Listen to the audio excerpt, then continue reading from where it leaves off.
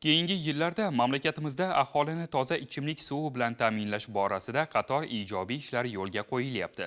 Xususan, infratuzilmani yangilash va suv resurslaridan oqilona foydalanish borasida tizimli ishlar amalga oshirilmoqda. Amaliy ishlar natijasida o'tgan yillar davomida viloyatimizdagi 223 ta mahallada ob-hayot ta'minoti tubdan yaxshilandi. Shu o'rinda raqamlarga e'tibor qaratsak, vohamiz aholisini markazlashgan ichimlik suvi bilan ta'minlash qamrovi bundan 8-9 yil oldin bor yo'g'i 47% bo'lgan. Bugungi kunda ushbu raqam 67,5% ga yetkazildi. Bunday amaliy ishlar Termiz tumanida ham davom etyapti. Mavzuni muxbirimiz davom ettiradi. Viloyatning olis va chekka hududlarda aholini toza ichimlik suvi bilan ta'minlash ishlari belgilangan reja asosida bosqichma-bosqich amalga oshirilmoqda. Ana shunday amaliy ishlardan biri Termiz tumanidagi qator mahallalarda ham olib borilmoqda. Tumanimizning yana 4 ta mahallasiga ichimlik suvi bo'yicha ishlar olib borilyapti. Bu Amir Temur, Sharof Rashidov, Quyoshli yurt, Termiz mahallalarida ularga ham hozirgi kunda jami rejalashtirilgan 25 km tarmoqdan 20 kilometrlarini tortib, hozir Quyoshli yurt mahallasida yangi quduq qazishlari jarayoni davom etmoqda. Ichki quvurlarni ham xonadonlarga tortib berishlarni olib boryapmiz.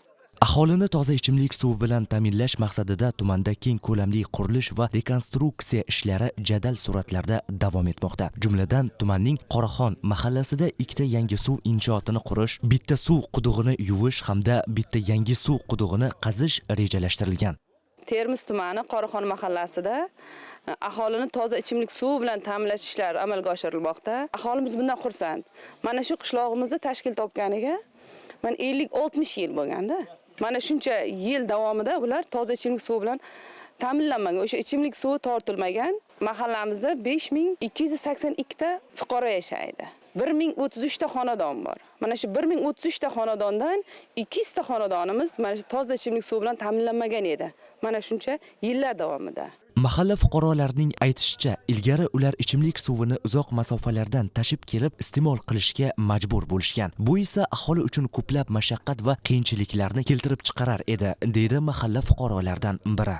75-yil Turkmaniston Respublikasidan kelganman shu yerga. Shu vaqtgacha shirin suv yo'q edi. Tashkilotchilarga katta rahmat aytamiz.